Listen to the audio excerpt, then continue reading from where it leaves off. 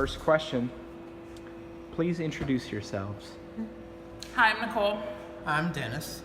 Okay. Easy question. Yeah, that's an easy one. You guys nailed it. Okay.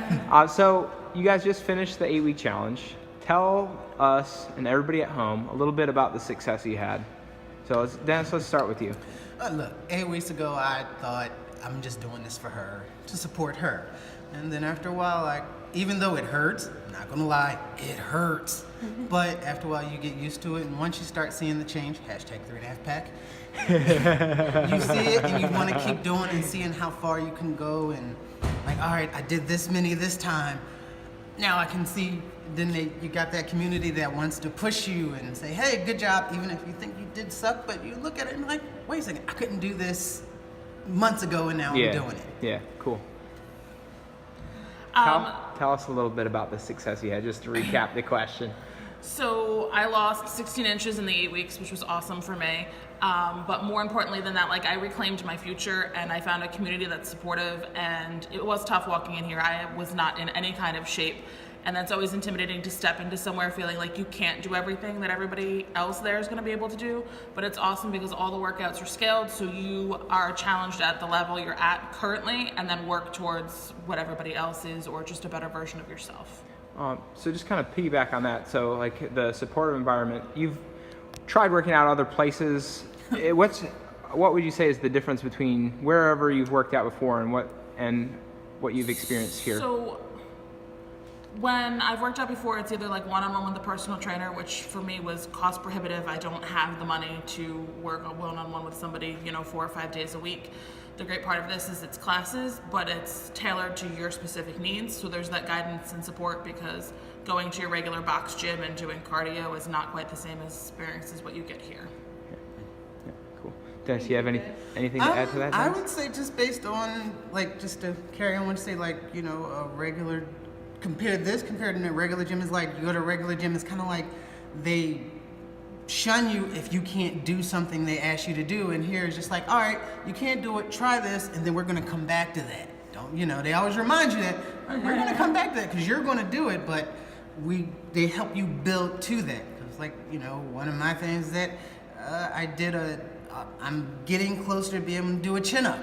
I'm going to do a chin-up, and when I do, I'm going to film it. But I'm getting close to that because I'm like, all right, if I can lift my own body weight, I'm good. We're good, yeah. Mm-hmm. Okay. So tell us a little bit about the progress that you made. So you made some physical changes, definitely some mental changes. Tell everybody at home that maybe doesn't understand the process that you went through. What was, I guess, obviously you've been coming in and working out, but tell everybody at home what the process was like for you to get to now we've had some success. Tell us a little bit about that. Nicole, you're up first. Dennis volunteered you. So we've been here in class 3 times a week. A big part of this is nutrition and just finding a plan and having that base of healthy eating that works for you.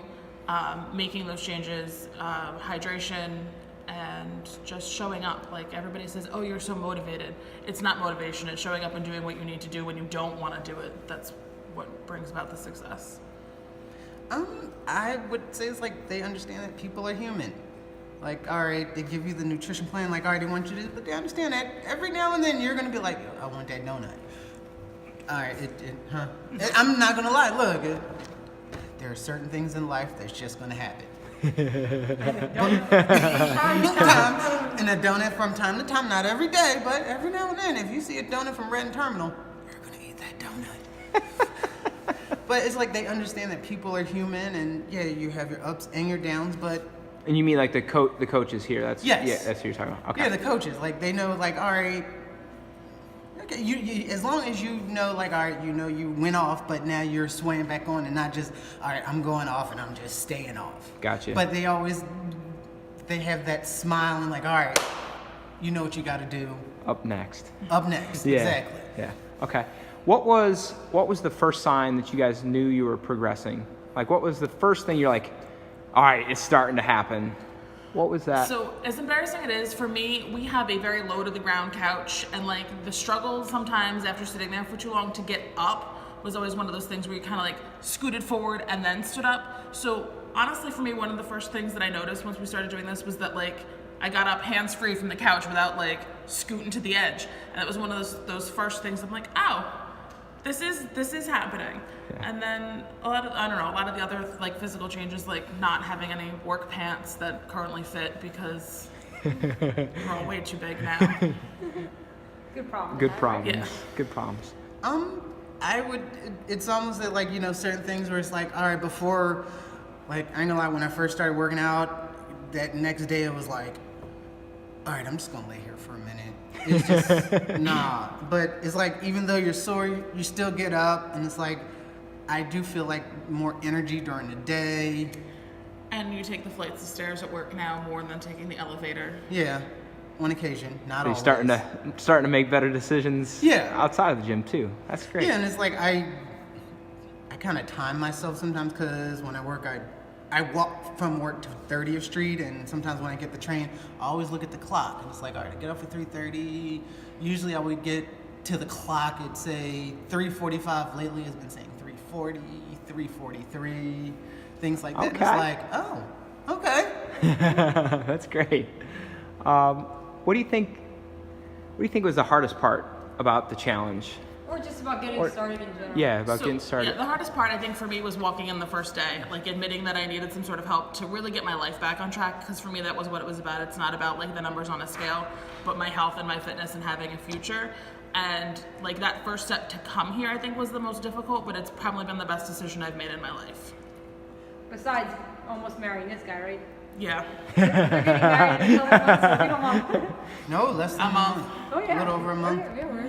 That close already. Oh my Getting- goodness. Getting past the fear of I can't do this is once you get over that, you're golden.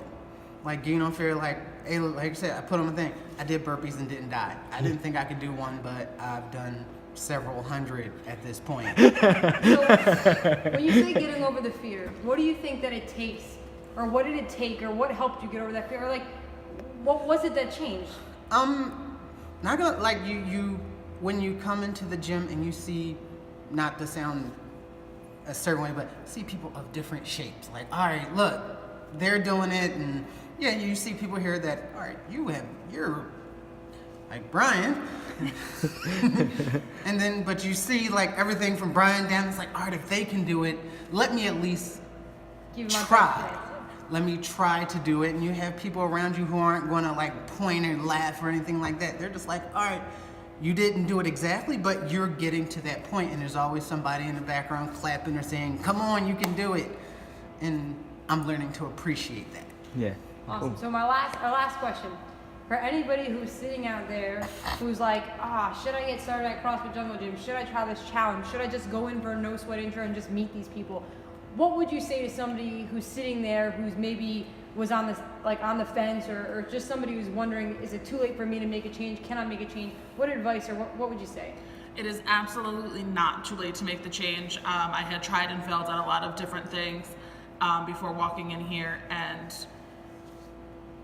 it's not too late. Like, come, meet, do the no sweat intro. Just take the chance. It's 8 weeks, and you really have nothing to lose.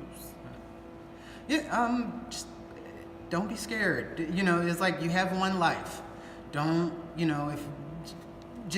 can't be afraid to try this new thing, because you never know. You could be like me, when I first came here. Like I said, I joined to support her. That was my initial, but now that I'm here, it's like, okay, I kind of like this. And,